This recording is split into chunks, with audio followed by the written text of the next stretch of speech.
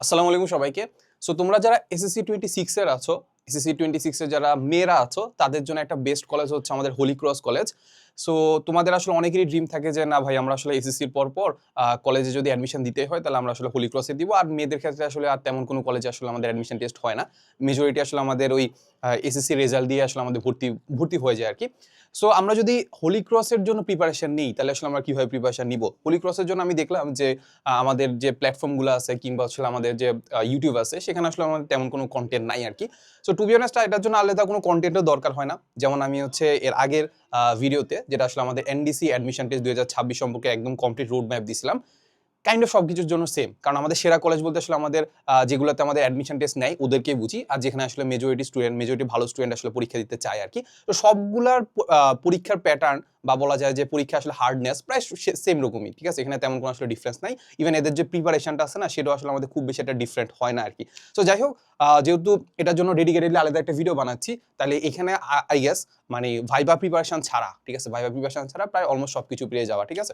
এর বাইরেও কারো যদি কোনো কোয়েশ্চেন থাকে, কোনো কনফিউশন থাকে, চাইলে একটু কমেন্টে করতে পারো। সো আমি এর আগের ভিডিওতে যেটা বলছিলাম যে আমাদের এই প্রিপারেশনগুলো আসলে আমাদের খুব একটা হার্ড হয় না। গতানুগতিক তুমি যে এসএসসি পড়াটা আছে না ওইটা যদি পড়ো তাহলেই হয়ে যাচ্ছে।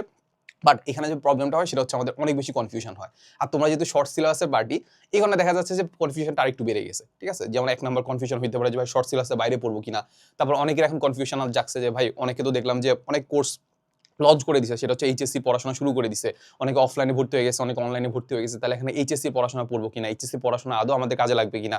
সো এই হাবিজাবি সবকিছু আমরা আজকে ভিডিওতে আলোচনা করার চেষ্টা করবো। সো চলো আমরা ভিডিওটা শুরু করে দিই। প্রথম কথা হচ্ছে মেয়েদের জন্য ডেডিকেটেড কলেজ হচ্ছে আমাদের হোলি ক্রস কলেজ, যেটা আসলে আমাদের একটা বলা যায় যে মানে বলা যায় সবার জন্য একদম বলা যায় ডেডিকেটেড। এখানে পড়াশোনা ভালো হয়, পড়াশোনার মান ভালো, এখানে ভালো স্টুডেন্টরা ভর্তি হয়। ইভেন এদের কথা যদি আমরা চিন্তা করি, এরা কিন্তু কলেজ অ্যাডমিশনের পরে অ্যাডমিশন যেটা আছে, যেটা ভার্সিটি অ্যাডমিশন, সেখানেও কিন্তু ভালো রেজাল্ট করে, ঠিক আছে। তো যাই হোক, এখন কারা এক্সাম দিতে পারবে, এখানের মধ্যে আবেদন যোগ্যতা কি, এই ভিডিওটা আমাদের মেনলি সায়েন্স ব্যাকগ্রাউন্ডে যারা আসো তাদের জন্য। সো প্রথমে যদি আমরা চিন্তা করি যে যারা বিজ্ঞান বিভাগে আসো, ঠিক আছে, সো বিজ্ঞান বিভাগের ক্ষেত্রে আমাদের লাগে কতটুকু জানো? আমাদের লাগে হচ্ছে আমাদের জিপিএ 5, ঠিক আছে। এটা নর্মালি আসলে বুঝাই যাচ্ছে যে যদি তুমি ভালো স্টুডেন্ট হও তাহলে তো তুমি হোলি ক্রসে পরীক্ষা দিতে পারবা, তাই তো। এখন এইটার সাথে অনেকের একটা কনফিউশন থাকে যে ভাই এইটাতে কি আমার হায়ার ম্যাথ থেকে এ প্লাস লাগে কিনা, ঠিক আছে, বা বায়োলজি থেকে এ প্লাস লাগে কিনা। বায়োলজিতে বা হায়ার ম্যাথে ইন্ডিভিজুয়ালি এ প্লাস লাগে না, বাট এইটাতে আমাদের যখন আমরা জিপিএ 5 পাচ্ছি, এইখানে আমাদের হায়ার ম্যাথ এবং বায়োলজি যেটা আছে না, বায়োলজি থাকতেই হবে, এই সাবজেক্টগুলো থাকতেই হবে। অনেকে থাকে কি এই সাবজেক্টের জায়গায় ধরো আইসিডি থাকে কিংবা আসলে কৃষি শিক্ষা থাকে, সো এরকম জিনিসপাতি থাকে। সো এই জন্য আমাদেরকে বলে দিছে যে হায়ার ম্যাথ থাকতে হবে এবং বায়োলজি থাকতে হবে। এই ইন্ডিভিজুয়ালি কত পাইছো আমি জানি না, বাট জিপিএ তোমার G5 থাকতে হবে, ঠিক আছে। এরপরে আরেকটা জিনিস হয় যে তুমি সায়েন্স ব্যাকগ্রাউন্ড থেকে যদি পরিবর্তন করতে চাও, বিভাগ পরিবর্তন করতে চাও, তো বিভাগ পরিবর্তনের ক্ষেত্রে তুমি যদি ব্যবসা শিক্ষা বা কমার্সে যাইতে চাও তাহলে তোমার জিপিএ লাগবে হচ্ছে 4.25, ঠিক আছে। তাহলে 4.25 বা এর উপরে যদি তুমি পেয়ে যাও তাহলে তুমি আসলে বিভাগ পরিবর্তন করে তুমি কমার্সে যাইতে পারো। আচ্ছা, এবার তুমি যদি হিউম্যানিটিসে যাইতে চাও বা মানবিকে যাইতে চাও তাহলে তোমার হচ্ছে 4.00, মানে কি 4 পয়েন্ট পাইলেই তুমি আসলে মোটামুটি বলা যায় যে বিভাগ পরিবর্তন করে মানবিকে যাইতে পারবা, ঠিক আছে। এই হচ্ছে মোটামুটি আমাদের সায়েন্স ব্যাকগ্রাউন্ড থেকে আমাদের পরীক্ষা কারা কারা দিতে পারবে এইসব জিনিসপাতি। আচ্ছা, এখন পরবর্তী প্রশ্ন হচ্ছে আমাদের কোন সাবজেক্ট থেকে আসলে আমাদের প্রশ্ন আসবে। এখানে একটু ডিফারেন্স আছে। আমরা বাকি কলেজগুলো থেকে এটা একটা ডিফারেন্স আছে, সেটা হচ্ছে আমাদের সাধারণ জ্ঞান আসে বা জেনারেল নলেজ আসে, ঠিক আছে। তো দেখো আমরা যদি একটু চিন্তা করি, প্রথমে আমাদের বাংলা আসবে, ইংরেজি আসবে, বাংলা ইংলিশ আসবে, এরপরে আসলে উচ্চতর গণিত আসবে, পদার্থবিজ্ঞান, তারপর হচ্ছে কেমিস্ট্রি, তারপর হচ্ছে জীববিজ্ঞান, এন্ড সবার লাস্টে যেটা আছে সবচেয়ে ইম্পর্টেন্ট সেটা হচ্ছে আমাদের সাধারণ জ্ঞান, ঠিক আছে। এইটা আমাদের একটু ডিফারেন্ট অন্যান্য প্রিপারেশন থেকে, তাই তো। আচ্ছা, এই তো সাধারণ জ্ঞানটা আসবে।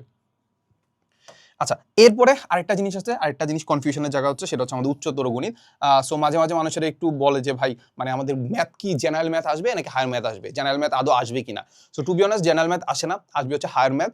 আর জেনারেল ম্যাথের কনসেপ্টগুলোই কিন্তু আসলে আমাদের হায়ার ম্যাথে বিভিন্ন জায়গায় হচ্ছে লাগে।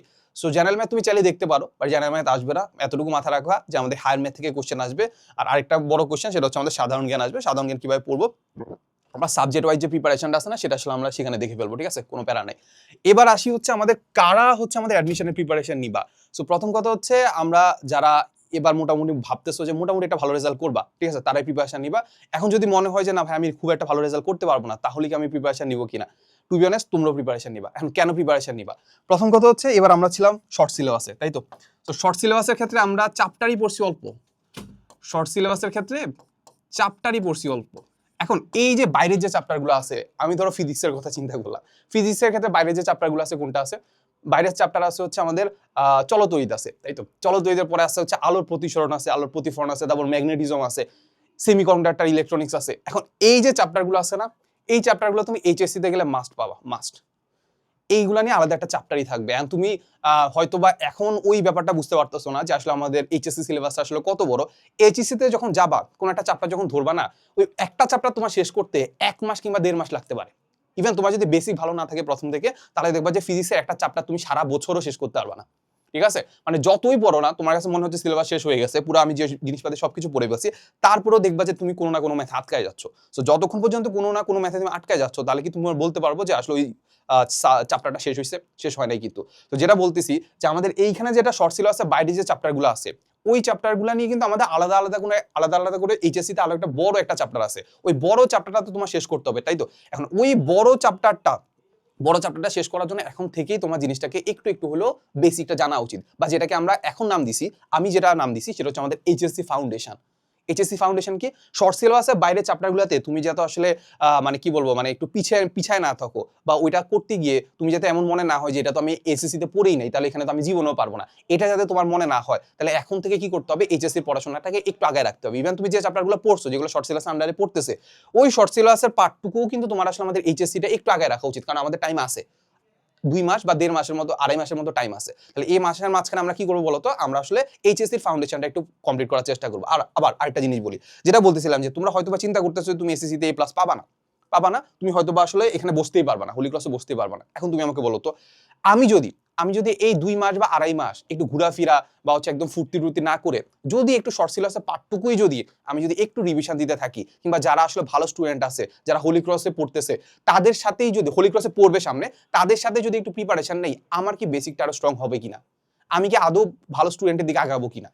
কিংবা আমার প্রিপারেশন বা আমার যে পড়াশোনার যে স্ট্র্যাটেজিটা, সেটা ভালো হবে কিনা? এখন তুমি আমাকে বলো তো, তুমি হোলি ক্রসে কেন ভর্তি হইতে চাও? কারণ হোলি ক্রসে ভর্তি হওয়ার একটা বড় রিজন হচ্ছে সেখানে এনভায়রনমেন্ট ভালো। এখন বলো সেখানে এনভায়রনমেন্ট কিভাবে ভালো? প্রথমত অবশ্যই যে কলেজ অথরিটি তো অবশ্যই ভূমিকা আছে, এর চেয়ে কলেজ অথরিটির চেয়ে আরেকটা বড় ভূমিকা আছে হচ্ছে স্টুডেন্টদের, কারণ ওইখানে স্টুডেন্টরা যায় সব সব ভালো ভালো স্টুডেন্ট। সেরা কলেজগুলার একটা বড় সুযোগ সুবিধা হচ্ছে এটা যে ওইখানে সব ভালো স্টুডেন্টরা যায়। ইভেন আমরা কলেজে যখন যাইতাম, আমি যখন নটরডেম কলেজে ছিলাম, নটরডেম কলেজে যখন স্যাররা যখন বলতো যে তোমাদের কাদের কলেজে স্কুলে রোল 1 ছিল, দেখবা যে বেশিরভাগ মেজরিটি স্টুডেন্ট হচ্ছে রোল 1 বা সামনের দিকে ছিল, কারণ টপাররাই দেখা যাচ্ছে যে ভালো কলেজগুলোতে যায়। সো দেখো এখন তুমি কি চাচ্ছ বলো তো, এই টপারদের মাঝখানে থেকে হোলি ক্রসে যাবা, হোলি ক্রসে যায় দেখবা যে সব টপাররা এখানে পড়তেছে, ওই টপারদের মাঝখানে থেকেই তুমি কি করবা? প্রিপারেশন নেবা। কারণ কি? টপারদের মাঝখানে থাকলে তোমার প্রিপারেশন ভালো হবে, সবার থেকে হেল্প পাবা, তারপর এনভায়রনমেন্টটাই এমন হবে যে তোমার পড়তেই হবে। সেম জিনিসটা তুমি এখন করো না কেন? এখন যারা হোলি ক্রসের জন্য প্রিপারেশন নিচ্ছে, ওরা অবশ্যই ভালো স্টুডেন্ট, ওদের মাঝখানে থেকে তুমি প্রিপারেশনটা নাও না, তোমার বেসিকটা একটু ক্লিয়ার করো না, কিংবা পড়াশোনার যে স্ট্র্যাটেজিটা সেটা সাজাও না, পড়াশোনা যে কিভাবে করতে হয়, ফ্লোটা যেটা আছে সেটা আনো না। সমস্যা কি? সমস্যা তো নাই। তো যেটা বলতেছি যে তুমি যত পড়তেছো, এখন তোমার মনে হইতে পারে যে ভাই আপনি তো বলেন যে আমাদের এই টাইমটা যেটা আছে এটা তো অনেক ভালো একটা ভেকেশন, এটা আসলে আমাদের প্রেশারলেস মানে লাস্ট ভেকেশন। ঠিক আছে, বুঝলাম, বাট ব্যাপারটা তোমাকে বুঝাই। ধরো আমি তো সিভিল ইঞ্জিনিয়ার পাস করে ফেলছি, আমাদের সিভিল ইঞ্জিনিয়ারে একটা জিনিস আছে, যত ধরনের লোড আছে না, যত ধরনের লোড পড়ে, যেমন আসলে লাইভ লোড হইতে পারে, ডেড লোড হইতে পারে, সো এই লোডগুলোকে কি করা হয়? যতটুকু সম্ভব ডিস্ট্রিবিউট করে দেওয়া। ঠিক আছে, ডিস্ট্রিবিউটের মধ্যে আমরা বিমে ডিস্ট্রিবিউট করি, কলামে ডিস্ট্রিবিউট করি, তারপর হচ্ছে ফাউন্ডেশনে ডিস্ট্রিবিউট করি। তো ডিস্ট্রিবিউট করলে ব্যাপারটা আসলে কোনো একটা জিনিসের উপর আলাদা করে লোড পড়ে না। এটা কেন বললাম? দেখো নর্মালি যদি আমরা চিন্তা করি যে আমাদের একটা বিল্ডিং এর সাথে যদি আমাদের পুরো 2 বছরের প্রিপারেশনকে চিন্তা করি, 2 বছর বলতে আমাদের কলেজ লাইফ প্লাস হচ্ছে ধরো এখন আমাদের 2 মাস আছে, এইগুলা যদি প্রিপারেশনটাকে যদি কম্পেয়ার করি, তাহলে দেখো নর্মালি যদি একটা জিনিসের উপর, সাপোজ কলামের উপরে যদি বেশি লোড পড়ে, তাহলে কলামটা ভেঙে যাবে। তাহলে কলামটা যদি ভেঙে যায়, পুরো বিল্ডিংটা ভেঙে যাবে না?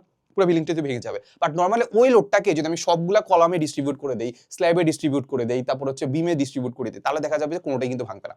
কোনোটা যদি না ভাঙে তাহলে টিকে থাকবে। সো এই জিনিসটা তোমাকে আমি বলতেছি, ধরো তুমি চাইলে একটা কাজ করতে পারো যে তোমার হাতে সময় আছে, সাপোজ হচ্ছে 2 বছর, তুমি 2 বছর না পড়ে 1 বছরের পরে বা 1.5 বছরের পরে গিয়ে তুমি আসলে জাস্ট ওই 6 মাস তুমি আসলে সেই পড়াশোনা করছো, মানে একদম মাথায় গামছা বেঁধে পড়াশোনা করছো, এটা তুমি চাইলে করতে পারো। আরেকটা জিনিস করতে পারো, ওই যে মাথায় যে গামছা বাঁধতেছো না, এর আগে তুমি একটা কাজ করো, সেটা হচ্ছে 2 বছরেই পড়াটাকে একদম ডিস্ট্রিবিউট করে ফেলো। পড়াটাকে যদি ডিস্ট্রিবিউট করে ফেলো, প্রতি মাসেই তুমি চাইলে একটা করে ট্যুর দিতে পারবা, প্রতি মাসে তুমি খুব চিল করে পড়াশোনা করতে পারো। এখন তুমি চাইলে চিল করে পড়াশোনা করতে পারো, আর একটা কাজ করতে পারো, তুমি 1.5 বছর চিল করবা, বাকি 6 মাস তুমি আসলে সেই মানেই বলা যায় যে মাথায় গামছা বেঁধে পড়াশোনা করবা। এখন 6 মাসে পড়াশোনা করে তুমি আসলে প্র্যাকটিস কখন করবা? এখানে দেখবা যে এইচএসসি তে ওঠার পরে যতই পড়তেছো সবচেয়ে বেশি ইম্পর্টেন্ট তুমি পরীক্ষার হলে লিখে আসতে পারতেছো কিনা। পরীক্ষার হলে লিখে আসার জন্য তোমার যেটা প্রয়োজন সবচেয়ে বেশি প্র্যাকটিস করা, রিভিশন দেওয়া। এখন তুমি 6 মাসে কয়বার রিভিশন দিবা, নিজেই তো পড়তে পারতেছো না। সো এটা একটু মাথায় রাখবা। তো তুমি কি এটা চাও যে একদম লাস্ট মোমেন্টে যে পরীক্ষার আগের রাতে সারাদিন না ঘুমায় পড়বা, একদম কান্নাকাটি করার মতো অবস্থা, ওইটা চাও? নাকি প্রতিদিন একদম মজা মজা করে হাসি মুখে জাস্ট অল্প কিছু পড়বা, এটা করতে চাও? সো এটাই বললাম যে আমার কাছে পার্সোনালি যেটা মনে হয় তোমাদের যে লোডটা আছে ওটাকে একটু ডিস্ট্রিবিউট করে দাও। এখন তুমি এমনিও পড়বা না অমনিও পড়বা না। যেন আমার টাইমে আমি আসলে কলেজের অ্যাডমিশনের জন্য খুব একটা পড়াশোনা করি নাই, বাট আমি আসলে একটা কোচিং সেন্টারে ভর্তি হয়েছিলাম। ওইখানে যাওয়ার পর আমি কি করছি জানো, পোলাপানের সাথে আড্ডা দিতাম। আড্ডা দিতে দিতে যখন পরীক্ষা হইতো না, পরীক্ষার সময় একটু পড়া লাগতো, ওই ওটুকি হয়েছে। দেখবা পড়াশোনার ফ্লোটা একটু থাকা ইম্পর্টেন্ট। তুমি 2 মাস যদি না পড়ো, জাস্ট পরীক্ষার আগে কলেজ অ্যাডমিশনের আগে 1 সপ্তাহ বা 2 সপ্তাহ পরে ফুটাই ফেলবা, এটা হবে না, এটা আসতেই পারবে না, ফ্লোতে আসতে পারবে না। সো যেটা করা প্রতিদিন অল্প অল্প করে একটু পড়বা, ঠিক আছে? তো যাই বললাম, যারা কলেজ অ্যাডমিশনের জন্য প্রিপারেশন নিবা, কি বলছি, সবাই প্রিপারেশন নিবা, সবাই একদম খারাপ স্টুডেন্ট হলেও প্রিপারেশন নিবা, ঠিক আছে? আচ্ছা, আর এরপরে আমি আরেকটা জিনিস বলে রাখবো, সেটা হচ্ছে আমাদের শর্ট সিলেবাসের বাইরে প্রশ্ন আসবে কিনা। শর্ট সিলেবাসের বাইরে প্রশ্ন আসবে না, বাট আসার সম্ভাবনা 1% হলেও আছে। শর্ট সিলেবাসের বাইরে আসার সম্ভাবনা 1%ও আছে, ঠিক আছে? তো যেটা বলতেছি, তো এটা নিয়ে খুব একটা প্যারা নেওয়ার কিছু নাই। এটার থেকে যদি তুমি আনসারও না করো কিংবা আরো কিছু যদি আনসার না করো, তারপরে তুমি দেখবা যে টিকে যাবা। তোমার যেগুলো পারা উচিত, যেগুলো একদম সহজ কোশ্চেন, ওইগুলো যদি পারো তাহলে তুমি আসলে ইনশাআল্লাহ চান্স পেয়ে যাবা। এটা নিয়ে কোনো প্যারা নাই। বাট আমি যেটা বললাম যে এখন থেকে একটু হইলেও শর্ট সিলেবাসের বাইরে জিনিসগুলো একটু পড়া শুরু করো। এটা তোমার এইচএসসি তে কাজে লাগবে। তুমি হয়তো হোলি ক্রস তোমার টার্গেটই না, সমস্যা নাই। এইচএসসি তে কি করবা, এইচএসসির জন্য পড়াশোনা করতেছো, সমস্যা কি? সমস্যা নয়।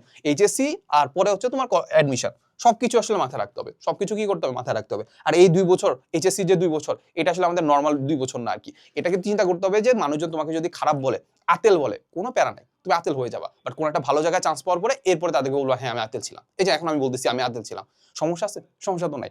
সো এরপরে আমরা যদি একটু সাবজেক্ট ওয়াইজ প্রিপারেশনের কথা বলি, সাবজেক্ট ওয়াইজ প্রিপারেশনের মাঝখানে আমাদের কি কি সাবজেক্ট আছে, আমরা ফিজিক্স, কেমিস্ট্রি, ম্যাথের কথা যদি আমরা চিন্তা করি, প্রথম কথা হচ্ছে আমরা যদি ফিজিক্সের কথা চিন্তা করি, ফিজিক্স দেখো, ফিজিক্সের ক্ষেত্রে আমাদের সব কিছুর মাঝখানে যেটা লাগে সেটা হচ্ছে আমাদের কনসেপ্ট অ্যান্ড ফর্মুলা।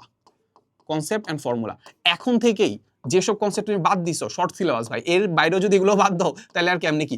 যাই হোক, যেই কনসেপ্টগুলোর যেই কনসেপ্টগুলো তুমি বাদ দিছো ওই কনসেপ্টগুলো একটু দেখা শুরু করো। ইভেন আমাদের দেখো, আমাদের একটা গ্রুপ আছে, সেটা হচ্ছে আমাদের free HSC 28 academy two admission preparation. এইখানে কিন্তু আমাদের কলেজ অ্যাডমিশনের যে প্রিপারেশনটা আছে সেটা কিন্তু একদম ফ্রিতে দেওয়া হচ্ছে, একদম ফ্রিতে। সেখানে একদম লাইভ ক্লাস হচ্ছে, প্রতিদিন একদম রুটিন মাফিক একটা লাইভ ক্লাস হচ্ছে, যেখানে রুটিন দেওয়া আছে।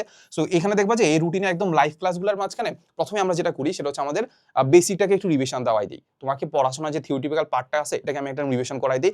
এরপরে যেটা করি বলো তো, আমাদের যে বিগত বছরের যে আমাদের কলেজ অ্যাডমিশনের কোশ্চেনগুলো আছে না, সেটা সলভ করাই দিই। সো প্রথম কথা হচ্ছে, তুমি যদি আমাদের কলেজ অ্যাডমিশনের ক্লাসগুলো যদি করো, তাহলে যেটা দেখতে পাবা যে আমাদের কনসেপ্টটা ক্লিয়ার হচ্ছে। কি হচ্ছে, একদম কনসেপ্টটা ক্লিয়ার হচ্ছে, মানে রিভিশন হচ্ছে। এরপরে কি করতে পারবো, ফর্মুলাগুলোকে আলাদা একটু নোট করা শুরু করে দাও, ফর্মুলাগুলোকে আলাদা একটু ভাবে মুখস্থ করা শুরু করে দাও, ঠিক আছে? যাতে করে পরীক্ষার হলে যাতে তুমি ভুল না করো। এরপরে জাস্ট সিম্পল কথা, এটা করার পরে কি করবা জানো, এটা করার পরে ডিরেক্ট কোশ্চেন ব্যাংক। কি করবা, কোশ্চেন ব্যাংক। তুমি বাজারে যে কোনো ধরনের কোশ্চেন ফলো করতে পারো, বাট আমাদের যে লেকচার নোটগুলো আছে না, এইটা ফলো করলেই হচ্ছে। কি করছে হচ্ছে, লেকচার নোটগুলো ফলো করলেই হচ্ছে। আর সিলেবাসটা কি, সিলেবাসটা এসএসসি সিলেবাস, আর কিছু না। এরপরে কেমিস্ট্রির ক্ষেত্রে মাথায় রাখবা, এটার জন্য আমরা কি করব, এখন থেকেই নোট করা শুরু করবো, যেটাকে আমরা বলি শর্ট নোট।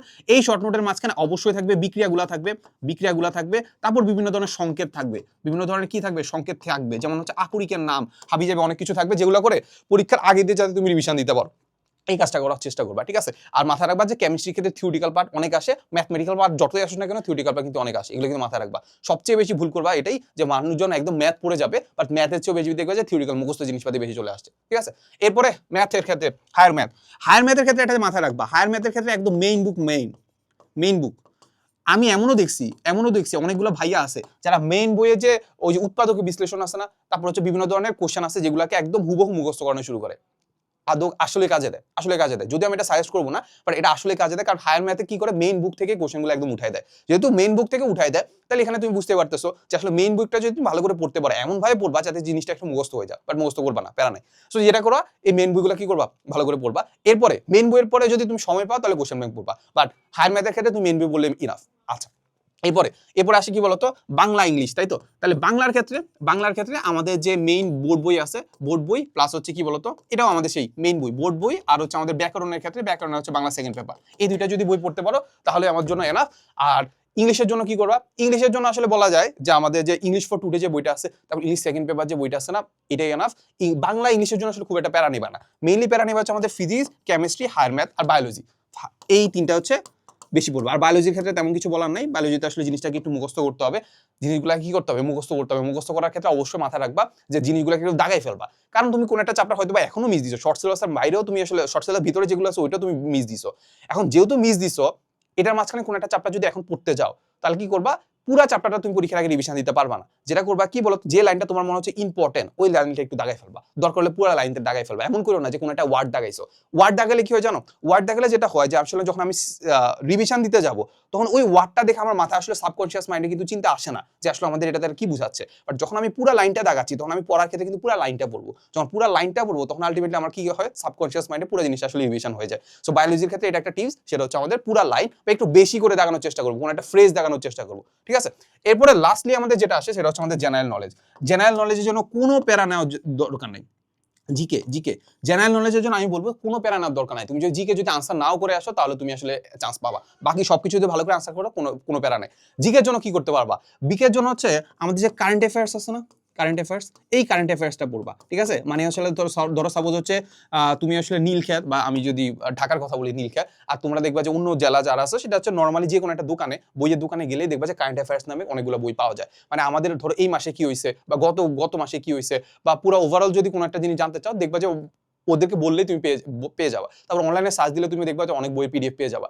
প্রথম কথা হচ্ছে এখানে আমরা কারেন্ট অ্যাফেয়ার্স মানে গতানুগতিক বা এই কয়েকদিন কি হচ্ছে, যেমন এখন হচ্ছে ফিফা ওয়ার্ল্ড কাপ হচ্ছে, তাহলে ওয়ার্ল্ড কাপে আসলে কোন বল নিয়ে খেলা হচ্ছে, কোথায় খেলা হচ্ছে, কয় দল খেলা হচ্ছে, এই হাবিজাবি এগুলো আসবে, এগুলো তো আসবে, এগুলো তোমার ভাইবার জন্য ইম্পর্টেন্ট। আর আরেকটা জিনিস হচ্ছে কি, বাংলাদেশ সম্পর্কিত, বাংলাদেশ এবং আন্তর্জাতিক, বাংলাদেশ এবং আন্তর্জাতিক, বাংলাদেশ এবং আন্তর্জাতিক। সো এই আমাদের যেই জিকে আছে, এটা নিয়ে যদি তোমরা ডিটেলস জানতে চাও, তাহলে একটু কমেন্টে জানাবা। তাহলে ইন্টারেস্টেড যদি থাকো, তাহলে এটা আমি আলাদা একটা ভিডিও বানাবো, ঠিক আছে।